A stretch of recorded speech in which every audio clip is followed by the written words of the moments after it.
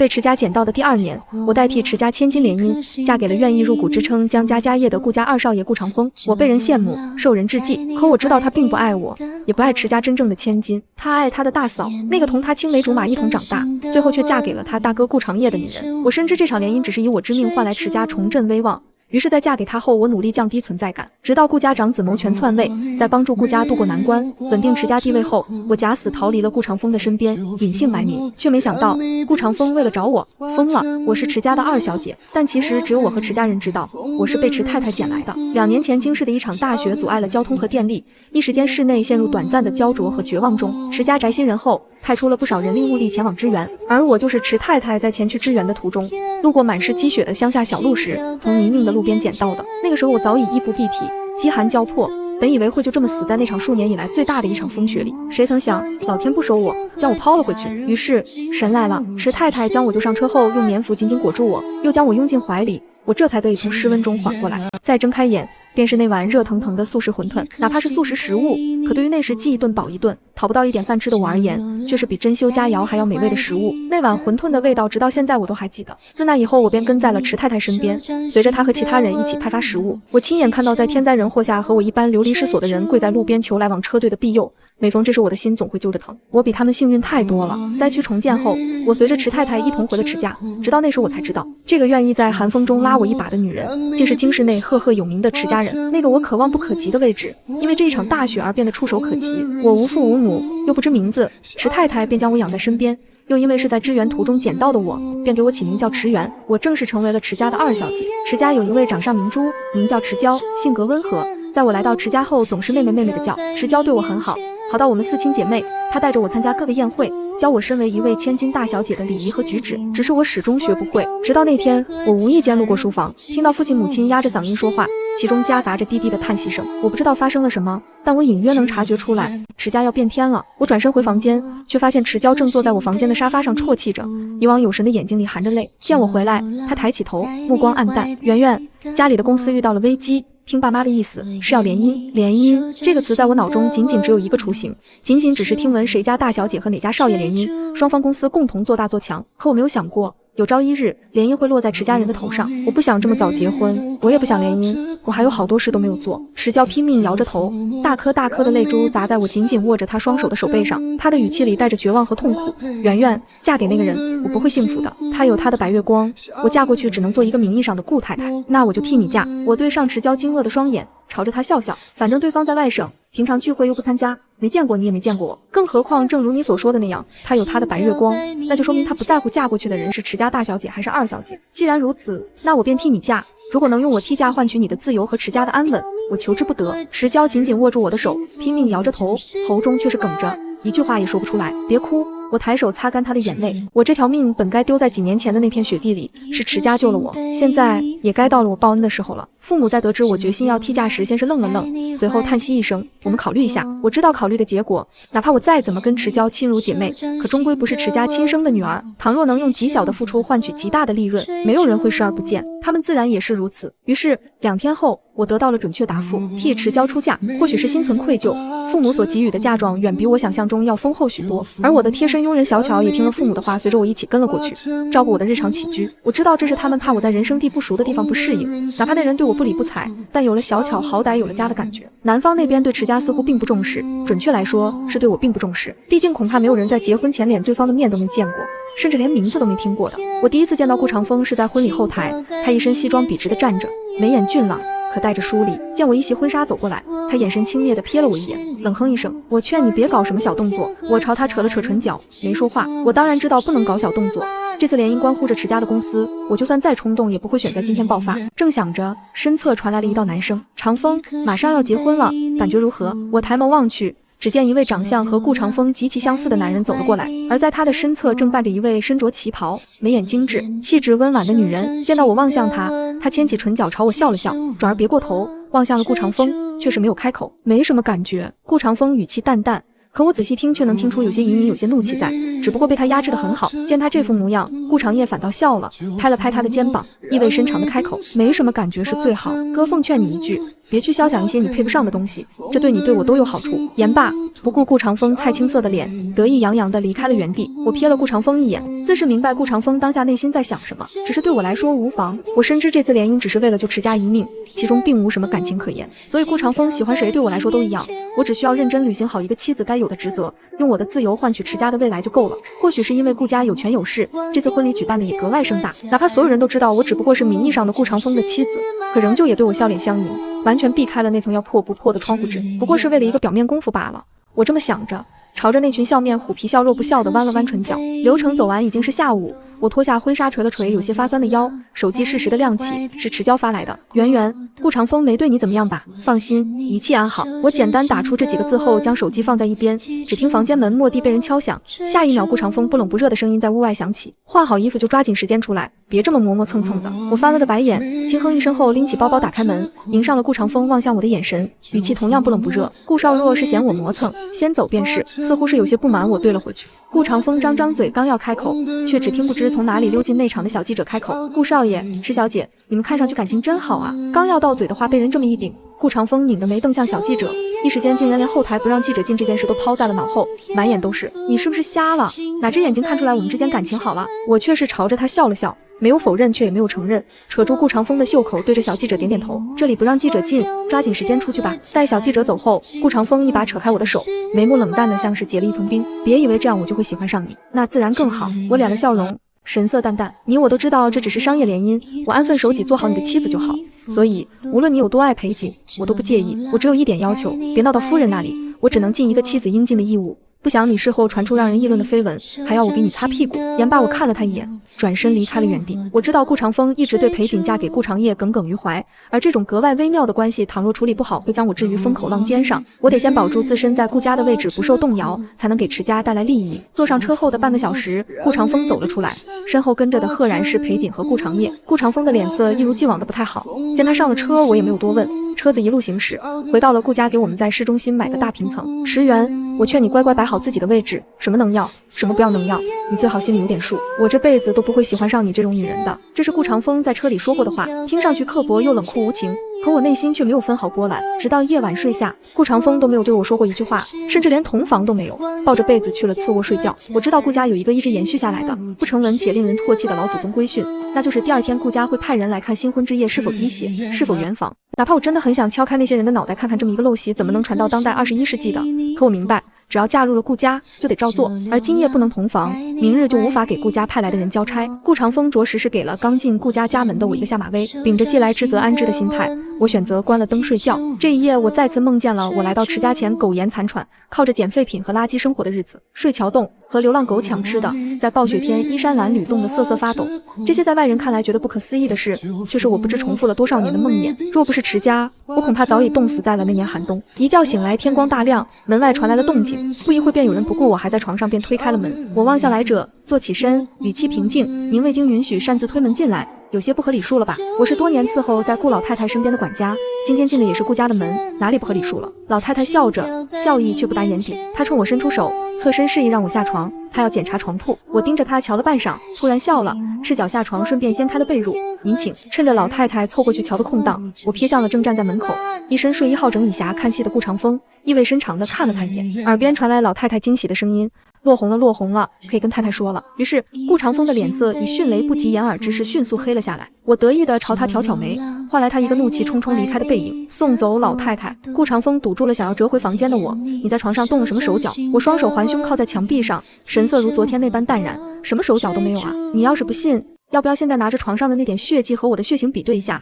看看是不是我的血？瞧见顾长风吃瘪的表情，我轻笑出声，刚要起身，却见他想起什么似的，抓住了我的手腕，力气很大，可我却感觉不到疼。顾少爷，还有事？我着实不想再跟他周旋，语气里多了几分不耐烦。床单上的血是精血吧？顾长风紧盯着我的脸，见我丝毫不慌，更来气了。你信不信，只要这件事传到我父母耳朵里，你就坐实了欺骗的名头了。要不你试一试？我就这么盯着他，看看对于夫人和老爷而言，究竟是我没能和你圆房的问题大，还是我用精血瞒天过海的问题大？此话一出，顾长风的脸色瞬间变得煞白，他死死地瞪着我，嘴唇嗡动，却是一句话也说不出来。顾长风，我别开他钳制我的手，语气冰冷。我这么做是顾全大局，是为了保全你和我在老爷和夫人面前共同的面子。如果你仍旧想要借此要挟我，那就请便吧。我知道顾长风被我唬住了，也或许是因为他终于想明白了我们是一条船上的蚂蚱。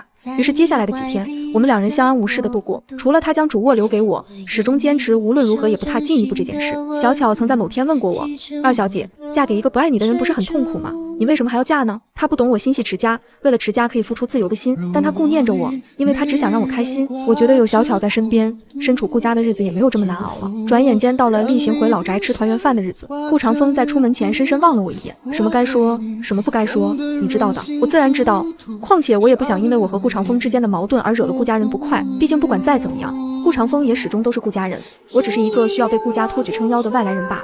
携手走进老宅时，宅院内早已充溢着一片欢声笑语。我挽着顾长风的胳膊踏进大门，管家笑容满面的迎了过来，少爷小姐，你们回来了，老爷和夫人都在屋内等着你们呢，快去吧。挽在顾长风胳膊一侧的手紧了紧，我不着痕迹地瞥了他一眼，见他神态自若，内心暗自腹诽，装的倒是还挺像，只可惜没有感情就是没有感情，哪怕装出来的也是没有用感情的相处模式。顾长业和裴瑾已经到了，见我们进屋，顾长业兴致缺缺的抬眸扫了一眼顾长风，抬手揽住坐在他身侧的裴瑾，插起一块佣人切好的哈密瓜递到他唇边，瞧见两人你侬我侬的模样，顾长风垂在沙发上的手死死地攥紧，忽的，他拉过正坐在一旁想要喝水的我，单手揽住我的腰，插好一块菠萝递到面前，侧头在我耳边低声开口，张嘴。我斜眼瞧了他一眼，又望向坐在对面的两人，心里明镜似的。他无非就是吃醋顾长业和裴瑾这么恩爱罢了，但在这个时候我不想驳了他的面子，于是张开嘴，任由他将菠萝送到我口中。席间顾长风安分的令我有些不适应，除了偶尔用一种极其复杂的眼神看向顾长业和裴瑾，其他再无什么过分的举止。顾老爷和顾夫人对顾长风突然的变化深表惊喜，并将这种变化归功到了我的身上，而只有我自己知道哪里有什么变化，不过是顾长风装出来以此让他们放松警惕的。吃过饭，我和顾长风同顾老爷顾夫人道别，只是当我跟在顾长风身后走出宅院大门准备上车时，顾长风却将我挡在了车门前，语气淡淡，这里离市里也不远，你沿途走回去，正好消消食。说罢不顾我满脸惊愕的神色，坐到车上让司机载着扬长而去。我深吸一口气，望向已经驶远的车辆，拧紧了眉头。从这里到市里开车都要1个多小时的路程，顾长风也清楚我初来乍到并不熟悉 Z 市的环境，更何况这边不好打车，将我放在这么一个荒山野岭里，说不是故意的怕是也没人信。抬眸望了望头顶的烈日，我打开了手机导航，既然让我走回去，那我就走回去。其实走不了多远就到了能够打到车的范围，可我偏偏没有，直到1个半小时后走到市区，看到人来人往的车流后，我才停下脚步，刚要拿出手机打车，就看到一群男人正围着一个人拳打脚踢着，而被打的那个人哀嚎着，好不可怜。我眉心一拧，理智告诉我最好不要参与他们之间的矛盾中，可脚还是先一步迈了过去。等等，你们在做什么？听到我的话，那群人停止了动作，见来人是一个女生，忍不住嗤笑，一个小丫头片子就别搞什么见义勇为仗义相助了，老老实实滚一边去，别挡老子教训不听话的人，你们这样做是不对的。我没有搭理他们，上前一步挡在正擦鼻血的男人身前，我告诉你们，如果你们再打下去，我就要报警了。为首的男人似乎被我这句话搞得分外不满，上前走了几步，上手就要推搡我，眼见他的手就要碰到我的身上，我双眼一翻，立刻昏了过去。略显混乱嘈杂的脚步声伴随在我的耳边，我隐隐约约听到有人喊报警，有人喊叫救护车，紧接着一双有力的手将我托起，下一秒我只觉得自己被人腾空抱起，再然后我彻底陷入了昏睡中。再醒来时，消毒水味刺鼻，我侧头看向身侧，顾母正陪在我身边，见我醒了惊喜万分，探了探我的额头，娇娇，你醒了，难受吗？医生说你走了太久，中暑加脱水导致的昏倒。我摇摇头，深知只要顾母过来，这次昏倒十有八九顾长风要受罚，而这正是我想要的。谁让他把我一个人丢在荒山野岭里？既然我制服不了他，那就换个人好了。虽然昏倒是我假装的，可最后睡过去多半也有中暑的锅在。你这丫头受了欺负，怎么也不跟我和你爸爸说呢？早知道顾长风这么不懂事，我跟你爸就好好。听顾母说，在我晕倒后，周围有人报了警。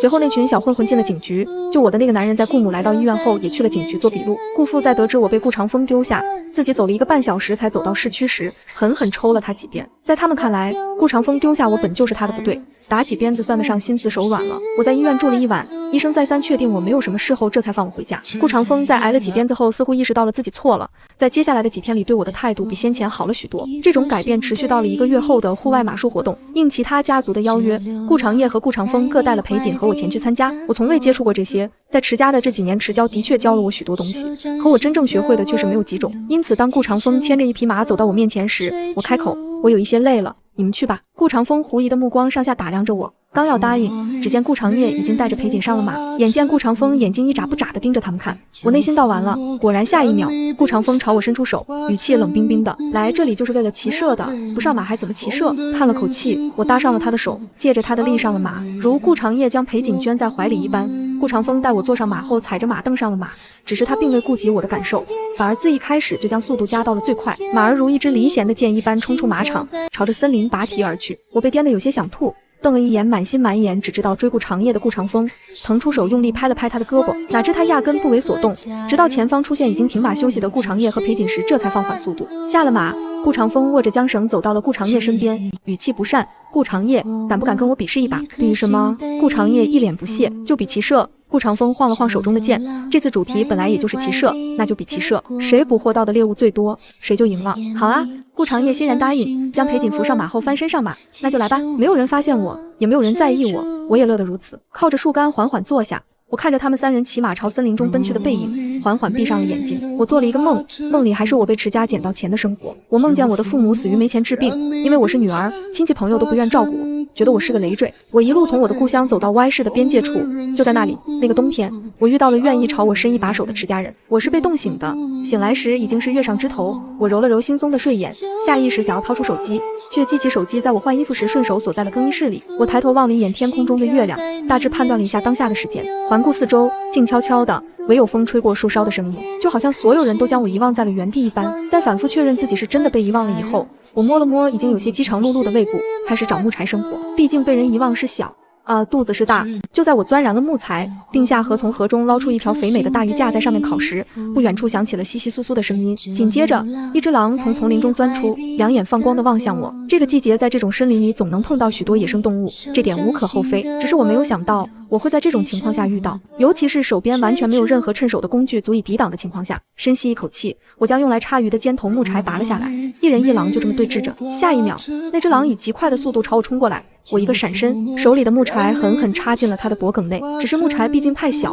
不足以致命。狼哀嚎一声，对我的攻击也越发凶猛。就在这时，随着嗖的一声，我眼睁睁看着狼中箭倒下，而那支箭赫然就是先前顾长风手里拿着的那只。我回过头，见顾长风气喘吁吁地朝我跑过来，见我的一瞬间，脸上难得露出了一抹担忧：“你怎么跑到这里来了？不知道在原地等我吗？”我如果在原地等着，恐怕早就饿死了。我丝毫不顾形象的盘腿坐下，拿起还在烤的鱼看了看，也不管熟没熟就往嘴里塞。哎，你干什么？鱼还没熟吧？吃了不怕拉肚子吗？顾长风见我这样，伸手想要夺过我手里的鱼，却被我躲开。这么搏斗一阵，我早已饥肠辘辘，此时哪里还能管鱼熟没熟？于是没好气道：“被你们遗忘了这么久，我如果不给自己找口吃的，难不成还要等你们给我送吃的吗？”似乎是意识到自己的错误了，顾长风叹了口气，蹲下身看着我，语气里难得带了些温和：“走，别吃这条鱼了，我带你去吃饭。”说罢，他抢过我手里的鱼往旁边丢去，然后一把将我抱起，先将我抱上了马，随后自己也翻身上马。不知是不是我的错觉，这次他骑马的速度没有来时这么快了。随着晚风隐隐飘到我耳中的，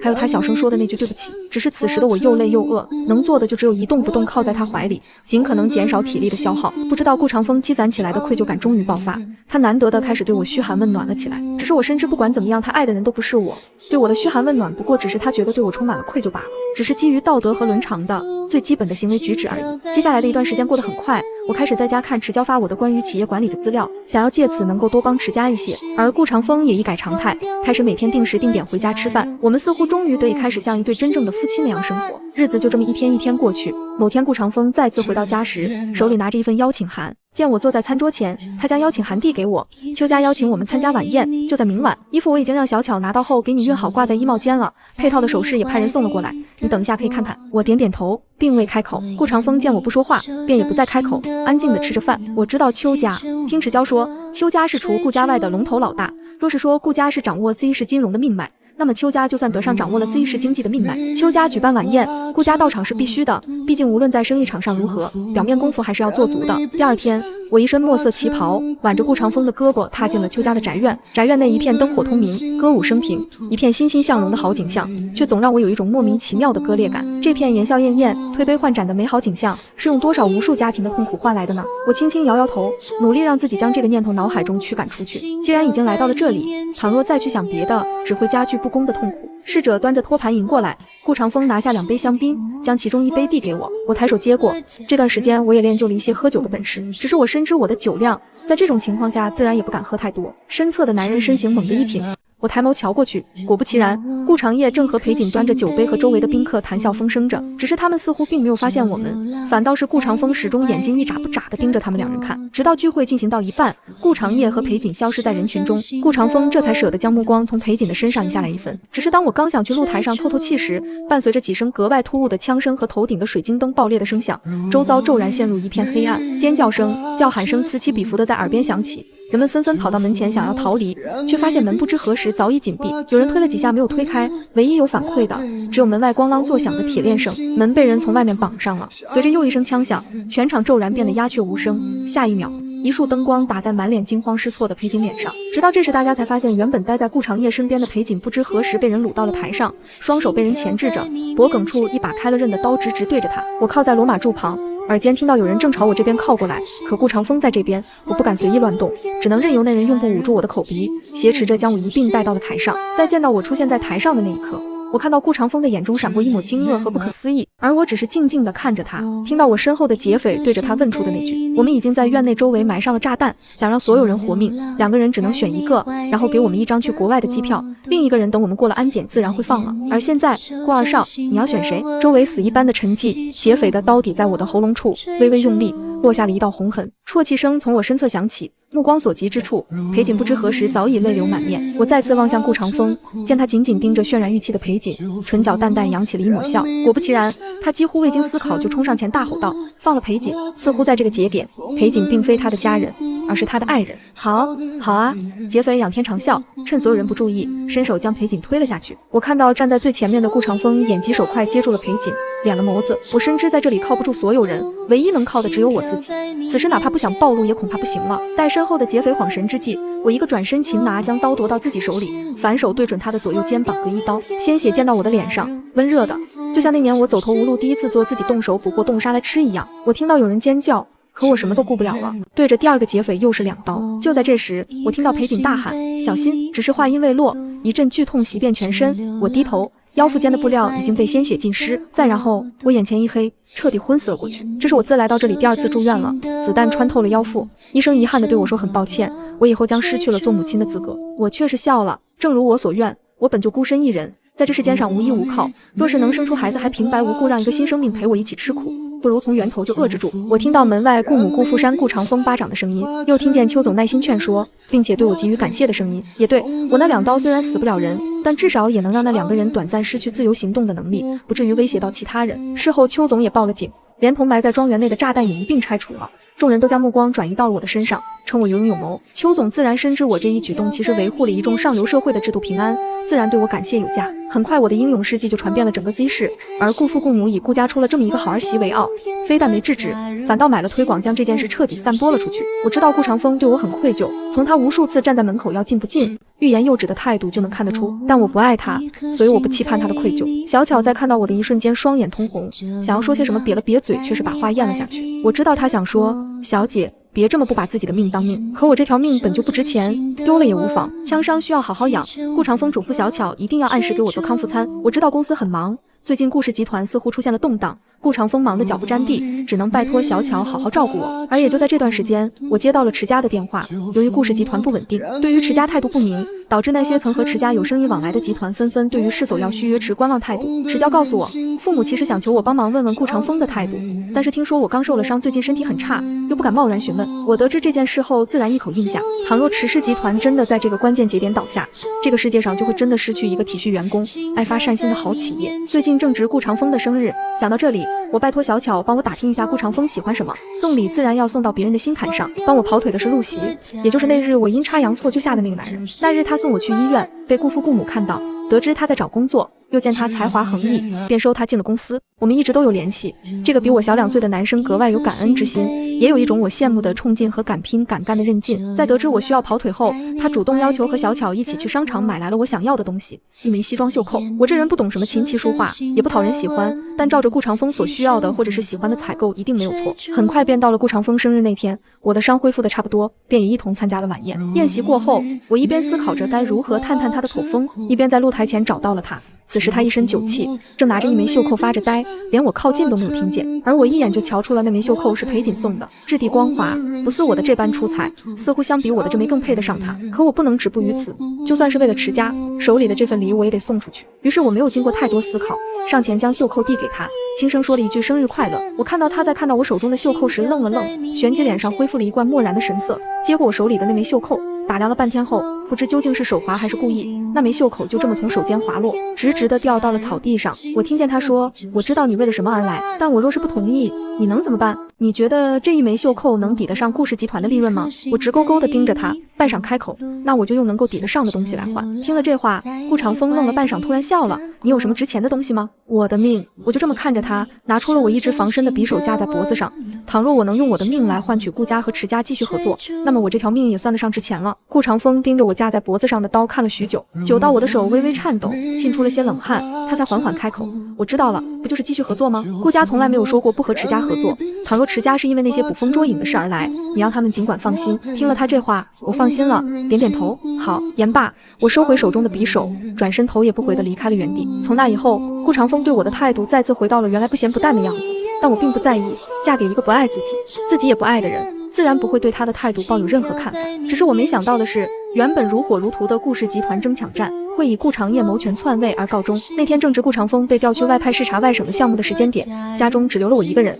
小巧陪着我下象棋时，裴锦突然泪流满面地冲进了我和顾长风的家，哽咽着说道，求求你们快去阻止顾长业，他疯了。我和小巧对视一眼，站起身将裴锦扶好，坐在了沙发上，望着哭得止不住眼泪的他，我开口问道，发生什么事了？接下来裴锦当着我和小巧的面，将事情一五一十的全部说了出来，听得我惊出了一身冷汗。思忖过后，我决心一个人去公司看一看。小巧不放心，要跟着我一起去，却被我拒绝了。我让他好好在家照顾裴锦，有什么事立刻给我打电话。顾长风既然不在，顾父顾母又重病住院，那么我理所应当应该替他们守护好这个家。我不会开车，便打了一辆车赶往公司，又打电话给陆袭，让他帮我去查找一些事。当看到坐在会议室里趾高气扬的顾长业时，我突然笑了，兄长这是已经做好了一定能拿下顾氏的准备了。弟媳，话可不是这么说的。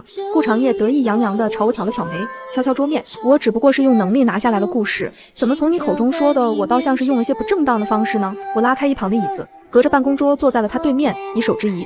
可是我听爸妈说这个公司究竟归谁还没有定吧？怎么，兄长是打算趁着长风不在家的时候厚颜无耻强权夺位？你顾长业被我对得说不出话，却听我继续开口，这个时间爸妈正在医院里躺着，而你却这么坐在会议室里，不觉得有何不妥吗？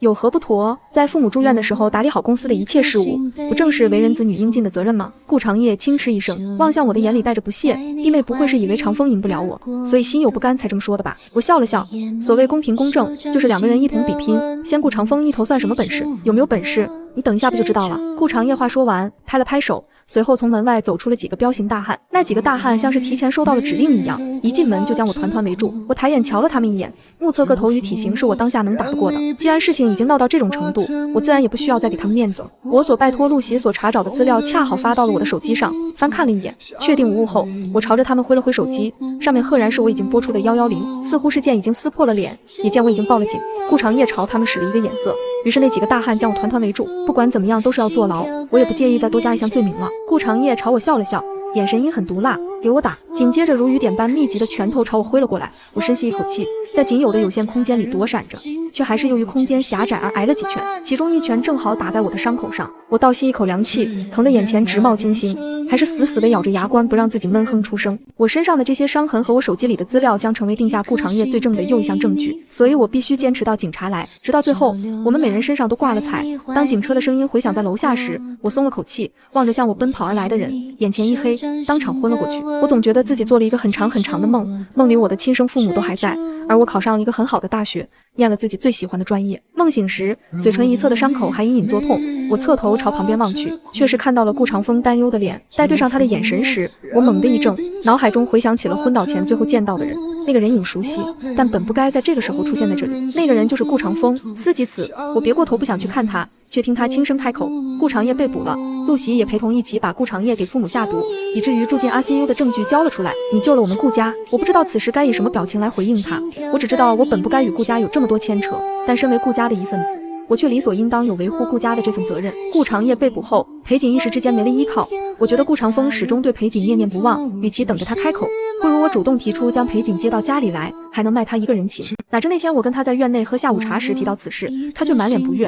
我们家让外人来住算什么回事？我有些摸不准他的态度，也有些不清楚他对裴锦此时的感情。但既然顾长风说不接，那就不接吧。却没想到顾长风却借此事引开了话头，他满脸笑意地望向我，继续问道：倘若他真的到家里来了，你不会吃醋吗？不会啊，我回答的利落。我知道你爱他，所以把他接过来，我当然不会介意。不知是哪一句话惹恼了顾长风，他的脸色瞬间阴沉下来，阴沉了半晌，却又把自己哄好了。我有些奇怪，但并没有多问。顾父顾母的身体经过及时救治，慢慢康复起来。顾长业一夜之间锒铛入狱，顾家便只能暂时由顾长风接手。转眼间便到了年末，我从未参加过跨年晚会，便应了顾长风的请求过去一探究竟。顾长风在同我进来前碰到了略显郁郁寡欢的裴锦，两人驻足交流。我怕自己无意间做了电灯泡，没有打招呼，便先行进了宴会厅。宴会里的人都是顾氏集团的员工，见到我时都是笑眯眯的打招呼。他们也听说了我从顾长业手中夺取顾氏集团政权的英勇壮举，自然是无法小瞧我。当我环顾四周，想找些吃的来填饱肚子时，眼前突然出现了一盘巧克力小蛋糕。顺着那只骨骼分明的手向上看去时，我突然笑了。陆袭，你也在啊？我当然要在。我也是顾氏集团的一份子嘛。陆袭也笑了。我看你刚刚在找什么东西，想你应该没吃饭，就贸然给你端来了一份吃的，希望不会打扰你。当然不会。我摇摇头，接过了他手中的餐盘，朝他促狭一笑。怎么样？这段时间有没有谈女朋友？听了我这话，陆袭的表情微微凝固了1秒钟，转而微翘唇角。我已经有心上人了，但不是公司里的人。是吗？我朝他眨眨眼，告白了没？他摇摇头，他不会喜欢我的，所以我选择不打扰。我刚想再说些什么，只听有人唤我的名字，抬眼看去，是顾长凤。他见我和陆袭相对而站，不露痕迹地将我挡在了身后，转而对陆袭说：前段时间多亏有你在，今后你若是结婚生子，我一定要给你包一个大红包。多谢顾总。陆袭轻轻一笑，朝着我和顾长风点点头，礼貌离去。你怎么突然自己跑进来了？还未等我先开口，顾长风语气有些着急地询问我：我见你和裴锦聊得正欢，不想打扰你们，就先自己进来了。我神色淡淡，语气也淡淡，却是将顾长风将要说出口的话噎住了。他盯着我半晌，这才开口：我和裴锦走得这么近，你就一点也不吃醋吗？并没有。我一如既往的摇摇头。对我而言，我始终能够非常清楚地摆明自己的身份。顾长风不爱我，哪怕他不爱裴锦，爱的人也不会是我。但是我想让你吃醋，我想让你更在乎我一些。迟交，我爱你。听了这话，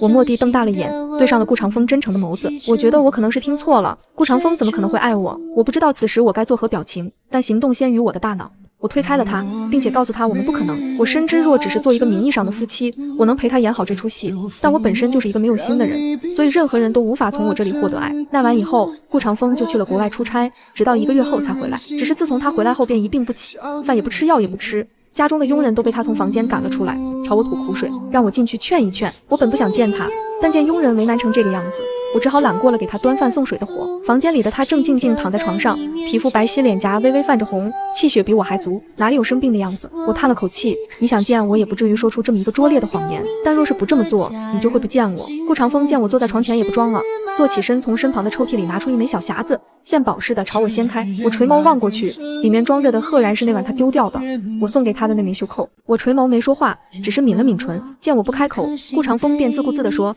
你猜我在出差时听到什么八卦？什么八卦？你不是真正的迟交，你是迟元，对不对？五雷轰顶一般。我蓦地抬起头对上了他的眼，半晌后我别过头，你在说什么？我不是迟交，谁是迟交？迟交不愿嫁，便把你推了出来，而你为了迟家的利益，自愿与我联姻，对吗？顾长风的声音犹如一把尖锐的刀，狠狠地刺在了我的心上。我刚想开口狡辩，却听他继续说：你放心，这件事情除了我，没有第二个人知道。我跟你说，只是想告诉你，无论你是迟元还是迟交，我喜欢的只有你这个人。只是自那以后，不知何时起，对于我身份的争议传闻逐渐在 Z 市漫布开来。与此同时，顾长风正式接手了顾氏集团的所有产业，他将所有有关于我身份信息的消息全部抹去，不容许有任何人议论我的身世和我的身份。我知道，我不能再继续在顾家待下去了。身份暴露是一回事，顾长风对我的感情不稳定也是一回事。于是我联系好了陆袭，帮忙制造一起假死车祸事件。我顺利从中逃脱，在他的帮助下，隐姓埋名在一处乡下小院隐居。只是我没想到，顾长风会因为找不到我而要挟陆袭。我不能让一个无辜的人因为我而受牵连。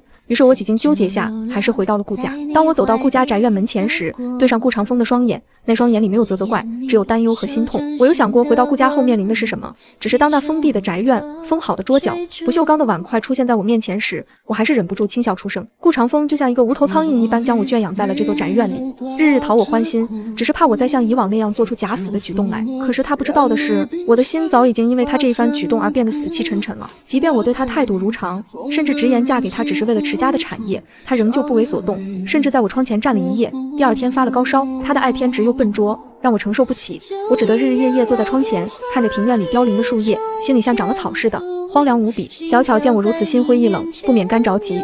几经求过顾长风无果后，终于在某一天，他以自杀换来了我的自由。我曾经以为我带给你的会是对你而言最好的，但没有想到我所带给你的对你而言只不过是枷锁。